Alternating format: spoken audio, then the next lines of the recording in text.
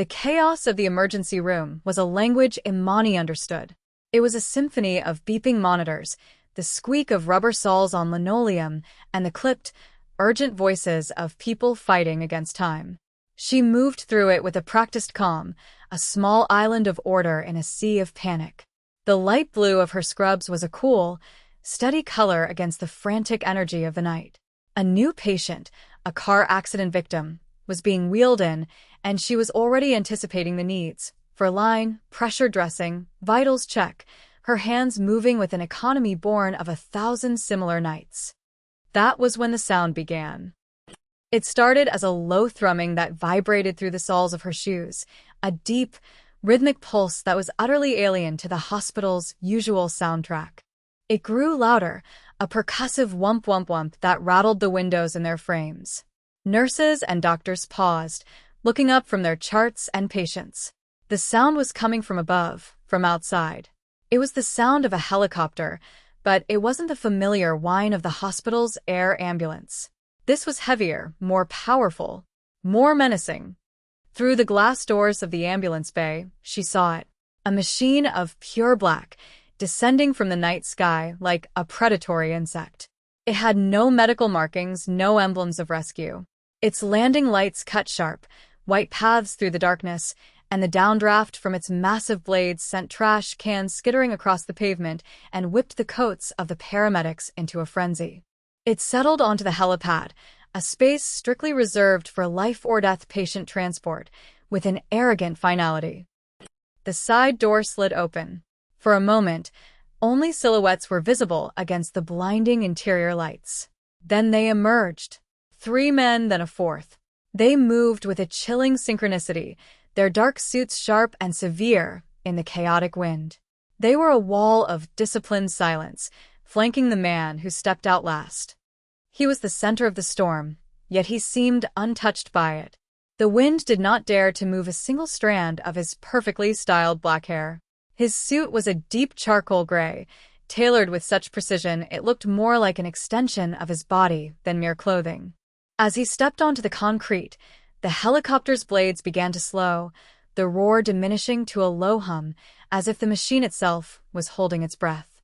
He adjusted the cuff of his shirt, and Imani saw it, a glimpse of intricate, dark ink coiling around his wrist, disappearing under the pristine white fabric. Yakuza! The thought was cold and immediate.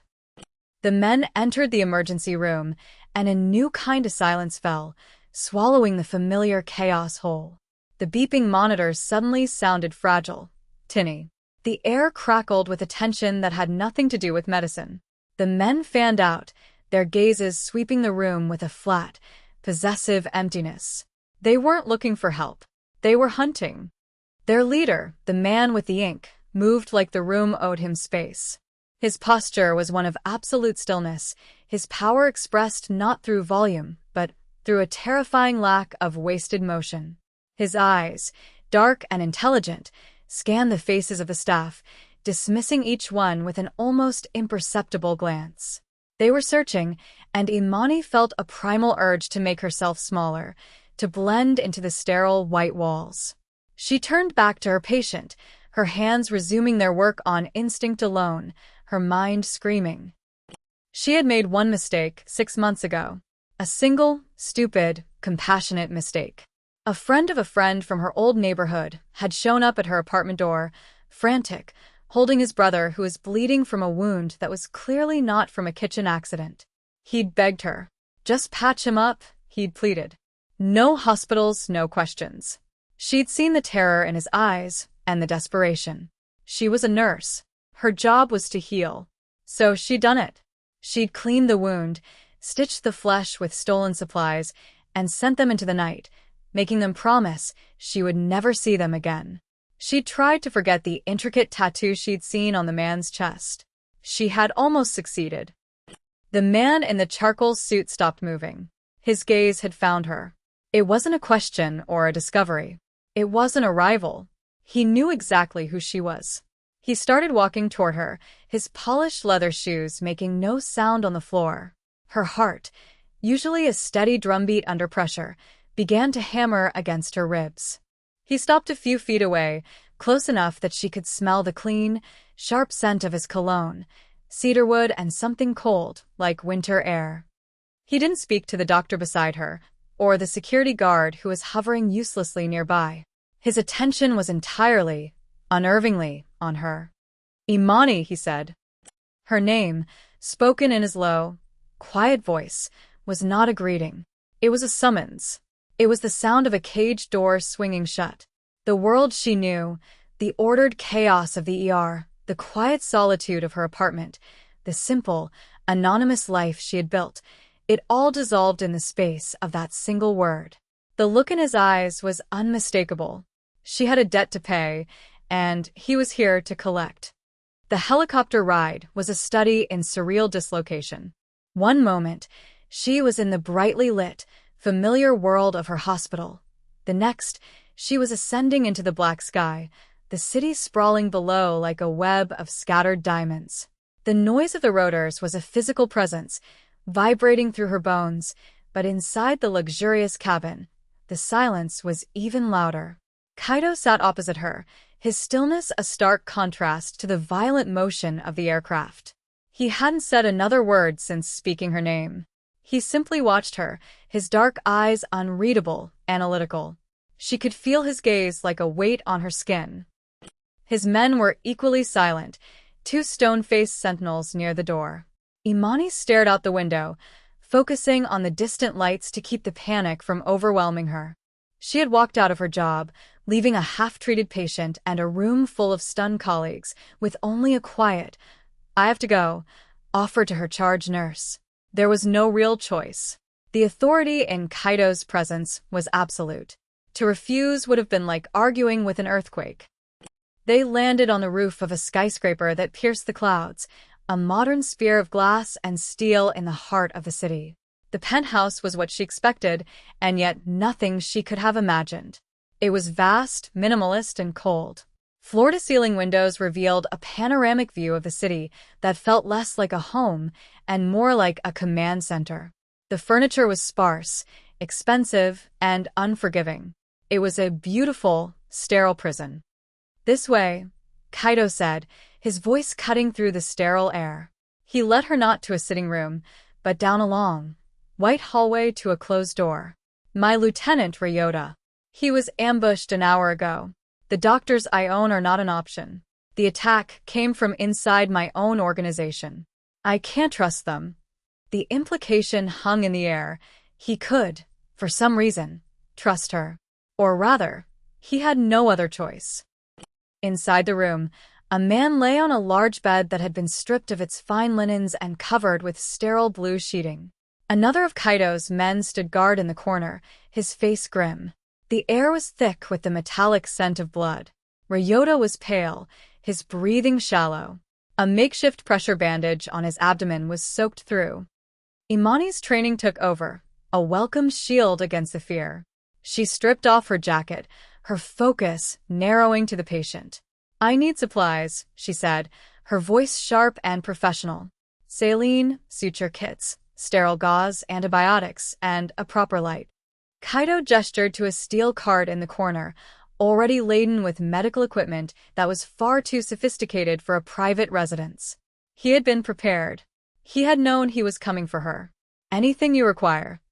For the next 2 hours, the world shrank to the man on the bed. She worked with a focused intensity, blocking out the silent figures of Kaido and his man, blocking out the terrifying reality of her situation. She was a nurse. This was her purpose. As she worked to stabilize Ryota, cleaning the wound and carefully stitching him closed, she caught snippets of the low, tense Japanese conversation between Kaido and his other man. Her Japanese was rudimentary, learned from a few elective classes in college, but she understood enough. Words like traitor, Sadogumi, and oath cut through the quiet hum of her work. Then she heard a name that made Kaido's voice change, a subtle drop in temperature that made the air feel colder. "Akemi," he said at once, a clipped, brutal sound. The other man went silent. Imani didn't need a translation to understand. That name was a wound. It was the source of the cold fury that radiated from him, the ghost in his pristine fortress. He had failed someone named Akemi. He would not fail Ryota. Suddenly, a shrill alarm blared through the penthouse. Red lights flashed along the ceiling, bathing the white walls in a bloody glow. The guard in the corner stiffened, his hand immediately going to the weapon under his suit jacket. Security breach. Ground floor, Kaido said, his voice perfectly calm as he spoke into a small communication device on his wrist. Lock it down. In the ensuing moments of controlled chaos, Imani saw her chance. The door to the room was ajar. The guard was focused on Kaido, awaiting orders. Kaido himself was turned away, his attention on the security feed that had just appeared on a wall-mounted screen. She could slip out. She could run down the hall, find a service elevator, a fire escape. Her heart hammered. Freedom was a few silent steps away. She took a half step toward the door, her muscles tensing. But her eyes flickered back to the bed. To Ryota. His breathing was still fragile, his life hanging by the sutures she had just placed. To leave now would be to condemn him. It would be a violation of everything she was. She thought of the oath she took, an oath to do no harm, to preserve life. But it was more than that. She looked at Kaido, at the rigid line of his back as he commanded his empire from a single screen. He was a monster, a kidnapper, a man who lived by violence. But in his voice, when he'd spoken of his lieutenant, when he'd uttered that woman's name, she had heard something else. A desperate, human resolve not to fail again. She made a choice. Imani turned away from the door and back to her patient. She picked up a fresh packet of gauze, her hands steady once more. The alarm was still screaming, but in her small corner of the room, there was only the quiet task of saving a life. She would see this through. Not for him. For herself. The alarm eventually ceased. The breach was contained. When the silence returned, it was heavier than before. She finished her work, securing the final bandage on Ryota's abdomen. His vitals were stable. He would live. She straightened up, her back aching, her body humming with adrenaline and exhaustion. That's when she realized Kaido was standing in the doorway, watching her. He had been there for some time. The guard was gone. They were alone. He didn't speak. He just looked at her, his gaze intense, searching. It was the first time he had looked at her as something other than a tool or a liability. He saw what she had done. He saw that she'd had a chance to run, and she hadn't taken it. He walked over to a small bar in the corner of the room and poured a glass of water, the clink of the glass against the marble countertop unnaturally loud. He walked back and held it out to her. His fingers brushed against hers as she took it. The contact was brief, accidental, but it sent a jolt through her entire body, a spark of heat in the frozen atmosphere of the room. It was the first moment of unexpected tenderness, small and almost deniable, but it was there. And it was more dangerous than any of the violence she had witnessed. The attack came just after dawn. There was no alarm this time, just the shocking, explosive sound of the penthouse's reinforced glass shattering inward. Imani, who had been dozing in a chair in Ryota's room, was on her feet in an instant, her heart slamming against her ribs. The sound of gunfire echoed from the main living area, sharp and brutal. Before she could process what was happening, Kaido was there, a dark shape in the doorway. He moved with a lethal grace that defied the chaos. In one hand, he held a sleek, black pistol, held with the casual familiarity of a craftsman holding his favorite tool. "Stay here. Do not move," he commanded, his voice a low growl. But it was too late. Two figures in black tactical gear burst into the hallway, their weapons raised. Kaido didn't hesitate. He moved between her and the threat, a human shield of tailored wool and cold resolve. He fired twice, two precise, economical shots. The attackers fell, without a sound. But more were coming. He grabbed her arm, his grip like steel, and pulled her out of the room and down the hall, away from the main firefight. "Into the study," he hissed, shoving her toward a heavy wooden door. He pushed her inside and followed, kicking the door shut just as another spray of bullets splintered the frame. He pressed her back against the wall behind the door, his body covering hers, his scent of cedar and cold air filling her senses. The room was dark, save for the flashing strobes of gunfire filtering in from a hall. Her face was pressed against the rough fabric of his suit jacket, her hands flat against his chest. She could feel the solid muscle beneath, the steady, controlled beat of his heart. It was a shocking contrast to the frantic terror of her own. He was a predator in his natural element, calm and focused amidst the violence he had invited into his home and into her life. For a terrifying moment, an attacker managed to force the door open a few inches. A gun barrel appeared in the gap. Imani saw it before Kaito did. She didn't think. She reacted. She slammed her body weight against the door, using the last of her adrenaline-fueled strength to force it shut. The move caught the attacker off guard, and it gave Kaito the fraction of a second he needed. He fired through the wood of the door, and a heavy thud sounded from the other side. He was breathing hard now, the first sign of exertion she had seen from him. His breath was warm against her ear. "Stay down," he whispered, the command so close it was more a vibration than a sound. He moved away from her, a shadow detaching from the wall, and the fight continued. The battle for the penthouse was short and savage. Soon, a profound silence descended, broken only by the mournful sound of the wind whistling through the shattered windows. Kaito's men, the ones who had survived, were efficient in their cleanup. They had captured one of the intruders alive. He was tied to a chair in the center of the ruined living room, bruised and defiant. Kaito stood before him, his face an unreadable mask, but his eyes held a chilling coldness. He began the interrogation in Japanese, his voice quiet, almost conversational, yet every word dripped with menace. He told Imani to leave. She didn't. She stood in the doorway, a silent observer, unable to tear herself away. This was her new reality. She couldn't afford to look away from it. The captive spat insults, refusing to give up the name of the traitor who had disabled the security. Kaito's patience, thin to begin with, was wearing out. He gestured to one of his men, who produced a short, gleaming knife. Imani's medical eyes saw what the others missed. The awkward way the captive held his left arm, the slight discoloration at the shoulder. "His left shoulder was dislocated recently," she said, her voice quiet but clear in the tense room. "It won't have healed properly. The ligaments will still be weak." Every head in the room turned to her. The captive's eyes widened in fear. Kaito's gaze found hers, and in it, she saw a flicker of genuine surprise and something else, a dark flicker of acknowledgement. He gave a slight, almost imperceptible nod to his man. The man moved to the captive's left side. He didn't need the knife. The screams that followed were horrifying. They got the name. She had crossed a line. She hadn't inflicted the pain herself, but she had provided the means. She had taken her knowledge, her gift for healing, and turned it into a weapon. The quiet nurse from the ER was gone, and in her place was someone she didn't recognize.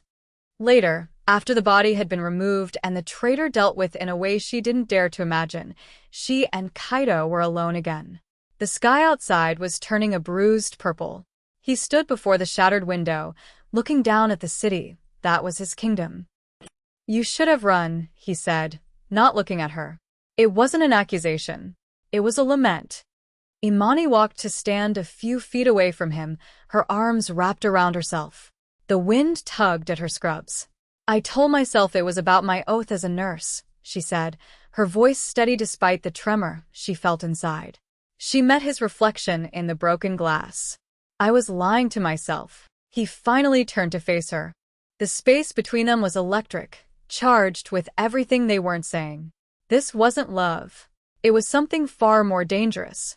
It was a recognition, a shared glimpse into the abyss. He saw the darkness in her, and she saw the flicker of humanity in him. The next day, the threat became deeply personal. One of her former colleagues from the hospital called her voice shaking with fear. Someone had come by the nurses' station asking for her. When they were told she no longer worked there, they had left a small, white box on the counter. Inside was a single, dead canary. And a note. "We know who you are. The songbird in the dragon's cage." The Satogumi knew about her. They had identified her. And, They had just painted a target on her back. Kaido read the message she showed him on her phone, his face hardening into granite. He was no longer just protecting an asset. He was protecting a vulnerability. His vulnerability. And in the unforgiving world of the Yakuza, a vulnerability was something to be eliminated or defended with absolute, lethal force. He had made his choice. She was his. And he would burn his entire world to the ground before he let anyone take her. The Satogumi's final move was both cunning and arrogant. They orchestrated a meeting, a supposed truce negotiation at a neutral location, a high-end, traditional restaurant in the heart of the city that they secretly controlled. They sent the invitation directly to Kaido with a simple addendum: come alone. And bring the woman. Her presence will guarantee your safe passage. It was a trap and they both knew it. It was bait, and Imani was the lure. You will not go, Kaido stated, his voice flat and final. They stood in his armory, a hidden room filled with a terrifying array of weapons. And let them think they can control you with me? Imani countered, her voice shaking but resolute. Let them think I'm your weakness? They'll never stop. They'll come for my friends, my family. They'll burn down my entire past to get to you. She had no family left, not really, but they didn't know that. What she did have was a life, a memory of a life she refused to let them use as a weapon against him. He looked at her, truly looked at her, and saw not fear, but a fierce, defiant strength she hadn't known she possessed. He was the most dangerous man in the city, but in that moment, she was not afraid of him. She was afraid for him. They're underestimating you, Kaido, she said softly. But they are also underestimating me. A plan formed, born of his tactical genius and her intimate knowledge of pressure points, both physical and psychological. They would walk into the trap, but on their own terms. The restaurant was a maze of polished dark wood and paper screens, serene on the surface, but humming with hidden menace. Imani walked beside Kaido, her head held high. She wore a simple, elegant black dress he had provided, a stark contrast to her usual scrubs. She felt his men moving in the shadows around the building, a ghost army waiting for his signal. They were led to a private dining room where the head of the Satogumi, a cruel-faced older man named Sato himself, waited with his top enforcers. The air was thick with false pleasantries and the simmering threat of violence. Sato's eyes lingered on Imani, a greasy, possessive look that made her skin crawl. He saw her as a prize, a trophy to be taken. As the negotiations began, a tense back and forth of veiled threats, Imani put her part of the plan into motion. She excused herself, feigning a need to use the restroom. Her guard followed her, but as she'd predicted, he waited outside the door. Inside, she didn't panic. She worked. From her small clutch, she pulled out 2 items, a small, powerful aerosol canister of pepper spray and a lighter. She moved to the main ventilation intake for the private dining suites, a detail she'd memorized from the blueprints Kaido had shown her. She jammed the spray's nozzle, then used the lighter to heat a small smoke detector on the ceiling until its plastic casing began to melt. Back in the dining room, Kaido was stalling, his cold composure driving Sato to the brink of fury. Just as Sato was about to give the signal to his men, 2 things happened at once. The fire alarm shrieked to life, its piercing wail shattering the false calm. At the same moment, a thick, acrid cloud of pepper spray billowed into the room through the vents, an invisible assault on the senses. The effect was instantaneous. Sato's men, caught completely by surprise, began coughing, their eyes streaming, their weapons forgotten as they clawed at their faces. The discipline trap fell into choking, blinded chaos. It was the opening Kaido needed. The violence was a blur of motion. Kaido moved through the chaos like a phantom, his attacks precise and devastating. He wasn't just fighting, he was dismantling his enemy, piece by piece. Imani stayed low, her mind surprisingly clear. She had started the fire. She had created the breach in their defenses.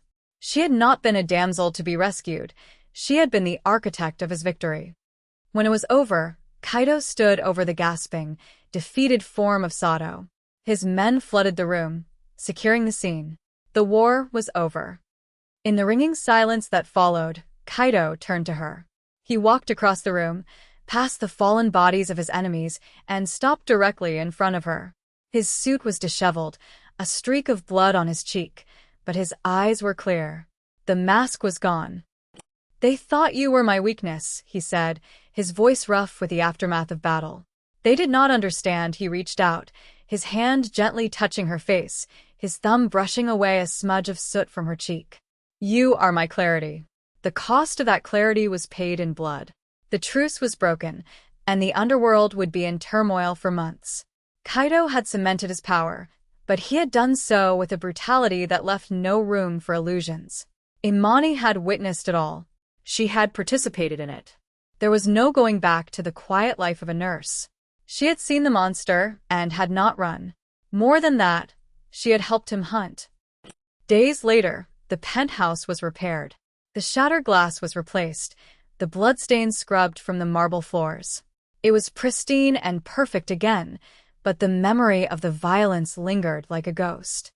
Imani stood at the window, looking out at the endless sea of city lights. She was no longer a prisoner here. She could walk out the door at any time. Kaido had made that clear. But where would she go? The woman who had walked into that hospital for her shift a lifetime ago no longer existed. She heard him approach, his footsteps silent on the thick rug. He came to stand beside her, their shoulders almost touching. Neither of them spoke. The silence between them was not empty. It was filled with the weight of everything they had survived, everything they had done. He reached for her hand. His fingers, calloused and strong, laced through hers. It was not a gentle, questioning touch. It was a statement, a claim. It was the anchor in her new, terrifying world. And she did not pull away.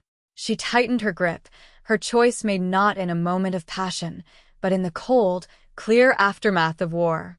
This was her life now. A life of shadows and steel, of quiet danger and the fierce, protective presence of the man beside her. The dragon had not captured the songbird. He had simply given her a reason to find her own fire.